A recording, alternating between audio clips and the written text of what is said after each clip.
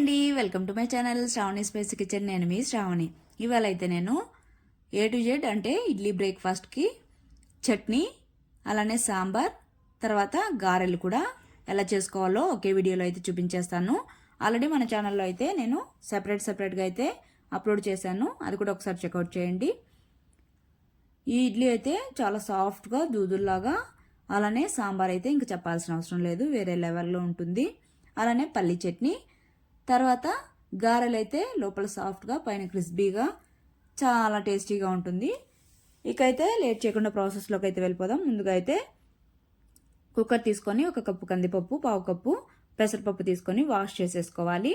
తర్వాత 2 medium size టమోటాలు కూడా ఈ విధంగా పెద్ద పెద్ద ముక్కలుగా కట్ చేసుకొని వేసుకొని అందులోనే కొద్దిగా సాల్ట్ తీసుకొని మిక్స్ చేసేసుకొని 4 to 5 విజిల్స్ వచ్చేంత వరకు అయితే కుక్ చేసుకోవాలి బాగా సాఫ్ట్గా. తర్వాత అయితే సాంబార్కి పోపు పెట్టేసుకుందాం. ఆయిల్ వేసుకొని ఆవాలు, జీలకర్ర, కరివేపాకు, కొద్దిగా వెల్లుల్లి, అలానే సన్నగా కట్ చేసుకున్న ఆనియన్స్ కూడా వేసేసుకొని మంచిగా కలర్ వచ్చేంత వరకు ఫ్రై చేసుకోవాలి. ఈ సాంబార్ అయితే వడలో బాగా డిప్ చేసుకొని తింటే ఉంటుందండి, భలేగా ఉంటుంది.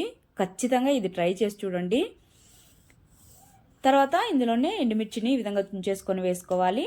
తర్వాత పసుపు, 1/2 స్పూన్ ధనియాల పొడి, 1 స్పూను కారం, తర్వాత 1/2 స్పూన్ వేయించిన జీలకర్ర పొడి, 1.5 స్పూన్ సాంబార్ పౌడరు, రుచికి తగినంత సాల్ట్ కూడా వేసేసుకొని మంటను సిమ్లో పెట్టుకొని మాడిపోకుండా మొత్తం ఒకసారి బాగా మిక్స్ చేసేసుకొని నూనె పైకి తేలేంత వరకు అయితే ఫ్రై చేసుకోవాలి. ఈ విధంగా ఫ్రై అయిన తర్వాత మనము బాగా సాఫ్ట్గా కుక్ చేసుకున్న పప్పుని ఇందులోకి వేసేసుకొని అలానే కొద్దిగా చింతపండు గుజ్జును కూడా వేసేసుకొని తగినన్ని వాటర్ వేసుకొని కన్సిస్టెన్సీని బట్టి బాగా మిక్స్ చేసేసుకొని ఒక 5 నిమిషాల పాటు హై ఫ్లేమ్లో మంటను పెట్టుకొని ఉడికించుకోవాలి. ఇదైతే బాగా లూజ్గా ఉంటే బాగుంటుంది సాంబార్ అనేది. చూడండి, ఈ విధంగా అయితే కుక్ అయిన తర్వాత ఇందులోకి కొద్దిగా కొత్తిమీరను వేసేసుకొని మిక్స్ చేసేసుకొని వేడివేడిగా గారెతో అయితే సర్వ్ చేసేసుకుంటే భలేగా ఉంటుంది. ఇక్కడైతే నేను డీప్ ఫ్రైకి అయితే ఆయిల్ పెట్టేశాను. ఇక్కడ ఇడ్లీ పిండి అయితే 1 కప్పు ఇడ్లీ రవ్వకి నైస్ రవ్వ తీసుకున్నాను. 1/2 కప్పు మినపగుళ్ళు, అలానే 1/2 కప్పు అటుకులు కూడా వేసేసుకొని 4 to 5 అవర్స్ బాగా నానబెట్టుకున్న తర్వాత పిండిని ఈ విధంగా అయితే మిక్స్ చేసేసుకోవాలి. బాగా పిండి మొత్తం బాగా మిక్స్ చేసేసుకున్న తర్వాత ఒక 2-3 నిమిషాలు బాగా బీట్ చేసుకోవాలి. అప్పుడే బాగా ఫ్లఫీగా వస్తాయి ఇడ్లీ అనేది. ఇందులోనే చిటికెడు సాల్ట్, అలానే చిటికెడు వంట సోడా వాటర్ వేసేసుకొని బాగా మిక్స్ చేసేసుకొని ఈ విధంగా అయితే ఇడ్లీ పెట్టేసుకోవాలి. చూడండి, ఇడ్లీ మీకు అర్థమైపోతుంది ఎంత సాఫ్ట్గా ఉందో, అసలు చెప్పాల్సిన పనే లేదు.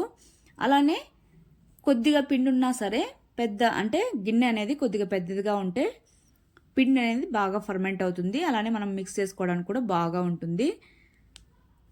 చూడండి, చాలా అంటే చాలా సాఫ్ట్గా వస్తాయండి ఇడ్లీ అయితే.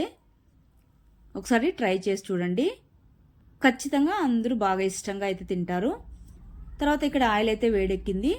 ఇక్కడ నేను 1 కప్పు మినపగుళ్ళు మాత్రమే తీసుకొని 3 అవర్స్ పాటు వాష్ చేసేసుకొని నానబెట్టుకున్న తర్వాత ఈ విధంగా బాగా సాఫ్ట్గా మిక్సీ పట్టేసుకున్నాను. ఇందులోనే కొద్దిగా పెప్పర్ పౌడరు, కొత్తిమీర, అలానే ఆనియన్స్ మాత్రమే వేసుకున్నాను. ఇక్కడ చూడండి, మీకు ఎగ్జాంపుల్ ఇక్కడ చూపిస్తున్నాను. లూజ్గా ఉన్నా సరే చాలా ఈజీగా అయితే గారెలు వేసేసుకోవచ్చు. జస్ట్ మనం చెయ్యి వాటర్లో డిప్ చేసుకొని తీసుకొని వేసామంటే చాలా ఈజీగా చేత్తోనే వేసేయచ్చు, రాని వాళ్ళు కూడా. ఇదైతే లోపల సాఫ్ట్గా బాగా కుక్ అయిపోతుంది, అలానే పైన క్రిస్పీగా భలేగా ఉంటుంది. ఇందులో సోడా కూడా వేయట్లేదండి, పర్ఫెక్ట్గా అయితే గారెలు వస్తాయి. ఒక సైడ్ ఫ్రై అయ్యాక ఇంకో సైడ్కి అయితే తిప్పేసుకోవాలి. ఈ విధంగా మంచిగా కలర్ వచ్చేంత వరకు మంటను లో టు మీడియం ఫ్లేమ్లోకి అడ్జస్ట్ చేసుకుంటూ కుక్ చేసుకోవాలి. అప్పుడే లోపల వరకు బాగా కుక్ అయిపోతుంది. లోపల ఉడకకపోతే పచ్చి పచ్చిగా ఉంటే అస్సలు బాగోదు టేస్ట్ అనేది. కాబట్టి ముందుగా అయితే లో ఫ్లేమ్లో నుంచి మీడియం ఫ్లేమ్లోకి అడ్జస్ట్ చేసుకుంటూ ఈ విధంగా అయితే ఫ్రై చేసేసుకోవాలి. అదేవిధంగా చూడండి, చాలా ఈజీగా అయితే వేసుకోవచ్చు. పిండి అయితే ఇక్కడ చాలా లూజ్గా ఉంది, గట్టిగా ఉన్నా లూజ్గా ఉన్నా ఎలా అయినా ఈజీగా అయితే వేసేసుకోవచ్చు. జస్ట్ మన చేయి వాటర్లో ముంచుకొని వేసేస్తే వచ్చేస్తాయి అన్నమాట గారెలు. గారెలు కూడా రెడీ అయిపోయాయి. ఇక పల్లీ చట్నీ ఎలా చేసుకోవాలో చూపించేస్తాను. ఒక మిక్సీ జార్ తీసుకొని 2 గుప్పెళ్ళ పల్లీలు అయితే తీసుకున్నాను. అలానే 1 ఇంచు బెల్లం, తర్వాత వెల్లుల్లి, మీ స్పైస్కి తగ్గట్టు అయితే పచ్చిమిర్చి వేసుకోండి. తర్వాత ఇందులోనే కొద్దిగా కొత్తిమీర, అలానే 1 రెబ్బ కరివేపాకు, తర్వాత రుచికి తగినంత సాల్ట్ కూడా వేసేసుకోవాలి. తర్వాత కొద్దిగా చింతపండుని వాష్ చేసేసుకొని వేసేసుకోవాలి. వేసుకున్న తర్వాత ముందుగా అయితే వాటర్ ఏమీ యాడ్ చేయకుండా అయితే మిక్సీ పట్టేసుకోవాలి. తర్వాత వాటర్ యాడ్ చేసుకొని ఈ విధంగా సాఫ్ట్గా మిక్సీ పట్టేసుకోవాలి. తర్వాత ఇక్కడ గారెలు చూడండి, నేను ఇక్కడ చూపిస్తున్నాను కదా, పైన క్రిస్పీగా గుల్లగుల్లగా భలేగా వచ్చాయండి. లోపల కూడా చూడండి పర్ఫెక్ట్గా అయితే కుక్ అయిపోయింది, సాఫ్ట్గా ఉంది గారె అయితే. ఈ విధంగా ట్రై చేయండి. మీకు ఇంకా డీటెయిల్గా కావాలంటే ఆల్రెడీ మన ఛానల్లో అప్లోడ్ చేశాను, చెక్అవుట్ చేయండి. ఇప్పుడైతే సర్వ్ చేసేసుకోవడమే.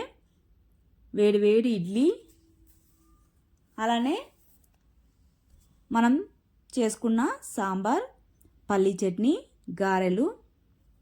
ఆహా, ఎంత బాగుంటుంది కదా, క్రిస్పీ క్రిస్పీ గారెలు, సాఫ్ట్గా దూదు లాంటి ఇడ్లీలు, సాంబార్, అలే పల్లీ చట్నీ. ముందుగా అయితే ఇడ్లీ మాత్రం పల్లీ చట్నీతో ట్రై చేయండి, వేడిగా ఉన్నప్పుడు భలేగా ఉంటుంది. తర్వాత సాంబారు, గారె సాంబార్ తింటే చాలా బాగుంటుంది, ఇడ్లీలోకైనా కూడా చాలా బాగుంటుంది. కాకపోతే గారెలు అలా తినడం కంటే మొత్తం బాగా డిప్ చేసేసి కాసేపు పక్కన పెట్టేయాలి, ఆ తర్వాత తింటే ఉంటుందండి వేరే లెవెల్ అసలు. నచ్చినట్టయితే తప్పకుండా ట్రై చేయండి. ట్రై చేశాక మీకు ఎలా వచ్చిందో కామెంట్ చేయండి. బాయ్.